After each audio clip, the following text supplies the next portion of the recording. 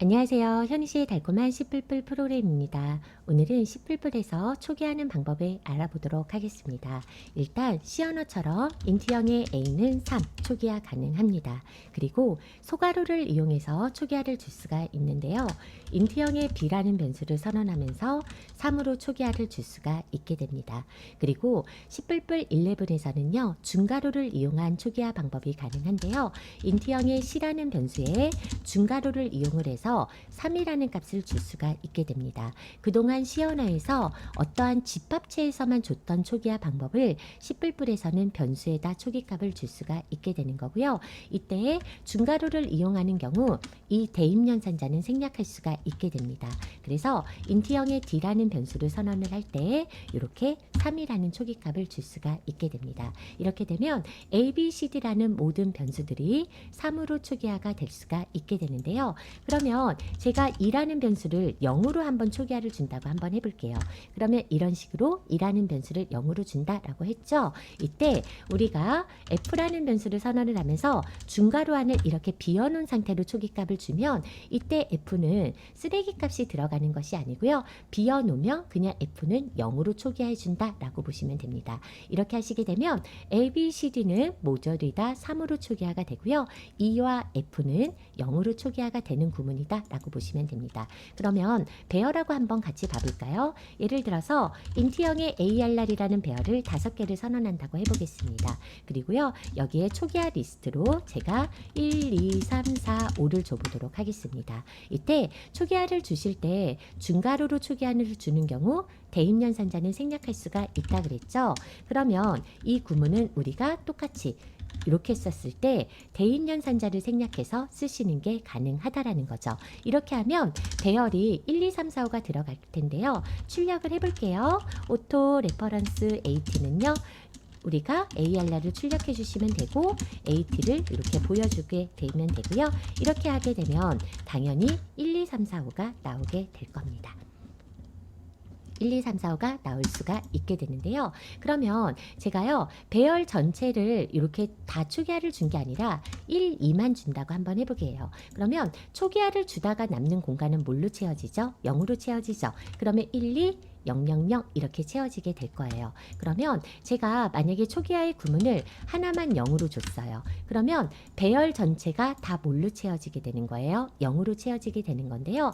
예를 들어서 제가 배열의 크기가 100이다 라고 하면 100개의 배열이 모조리 다 0으로 채워질 수가 있게 되는 거죠. 그런데 영의 값에 중괄호에서 영의 값을 생략하면 0이 들어간다 그랬죠. 그러면 이 구문은 우리가 뭐라고 생각할 수도 있을 것 같냐면 인트형의 배열을 100개를 선언하고 중괄호를 이렇게 쓰면 이 배열 전체는 다 뭘로 초기화가 되는 거예요? 0으로 초기화가 되는 걸 보실 수가 있게 됩니다. 그래서 이 두 개의 표현이 같은 표현이다 라는 것도 함께 알아두시면 되겠습니다. 자, 그럼 이제 마지막으로 오토와 배열의 중괄호 초기화와 가로 초기화의 차이점까지 보고 마무리 짓도록 하겠습니다. 제가요 만약에 오토라는 변수를 선언을 하면서요 이렇게 중괄호 초기화를 이용을 해볼게요. 그럼 x라는 변수에다 중괄호 초기화를 이용해서 3이라고 주도록 하겠습니다. 그렇게 되면 x의 값은 당연히 뭐가 나오냐면요 3이라는 값이 나오게 됩니다.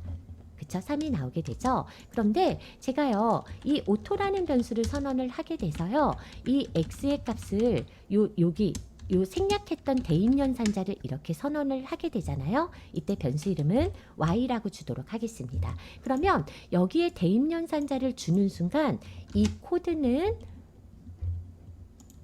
얘랑은 x와 y는 당연히 3이 나오게 됩니다. 그쵸? 두 개의 표현은 같다라고 했으니까 x와 y는 이렇게 3이 나오게 될 텐데요.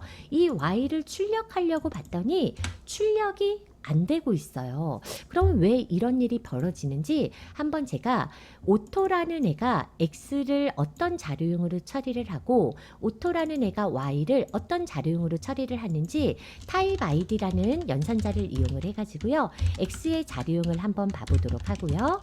자료용을 한번 보도록 하고 그리고 타입 id라는 마찬가지로 타입 id라는 요 연산자를 이용을 해서 연산자예요. 요거를 자료형을 한번 보도록 하겠습니다. 그러면 지금 둘의 차이는 중괄호 초기화할 때 대입을 하냐 안 하냐의 그 차이인데요. x의 자료형은 int가 나올 테고요. y의 자료형은요. 이니셜라이즈 리스트라는 게 나옵니다. 즉 컨테이너를 초기화할 수 있는 초기화 요 템플릿이 이렇게 만들어져 있거든요. 그럼 뭐냐면 우리가 중괄호로 초기화할 때요. 그냥 오토 변수로 이렇게 초기화하게 되면 얘는 인트로 잡히게 돼요. 그러니까 만약에 여기다 실수를 주면 더블이 잡히게 되겠죠. 하지만 대입 연산자를 이렇게 써서 초기화를 하게 되면 얘는 내부적으로 이니셜라이즈 리스트라는 애를 호출하게 되고요. 사실 얘는 리스트 형태로 이제 관리가 될 수 있게 되는 겁니다. 그러면 우리가 x라는 애는 그냥 인트형 하나니까 하나만 주면 되는데 얘 같은 경우는 뭐를 할 수가 있냐면 그냥 리스트 형태로 관리하는 게 가능하다라는 거예요. 그러면 얘는 얘 내부적으로 이 컨테이너를 리스트 형태로 관리하는 이니셜라이즈 리스트 형태로 이렇게 처리가 되는 건데요.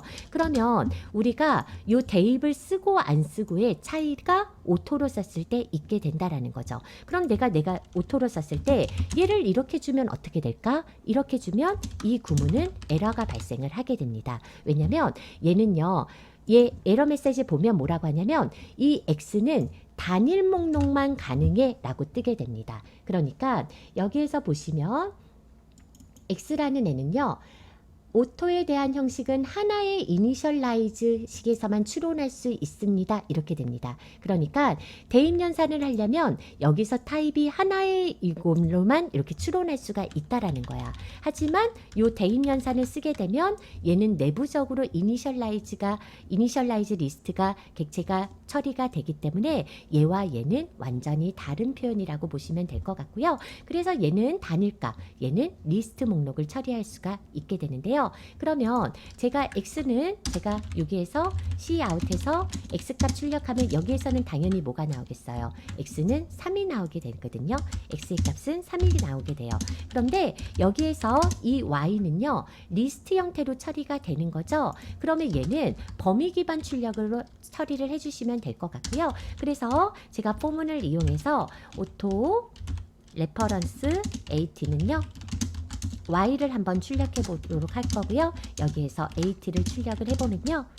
얘는 초기화 리스트 목록이 싹 보여지는 형태가 되어질 겁니다. 여기에서 보시면요.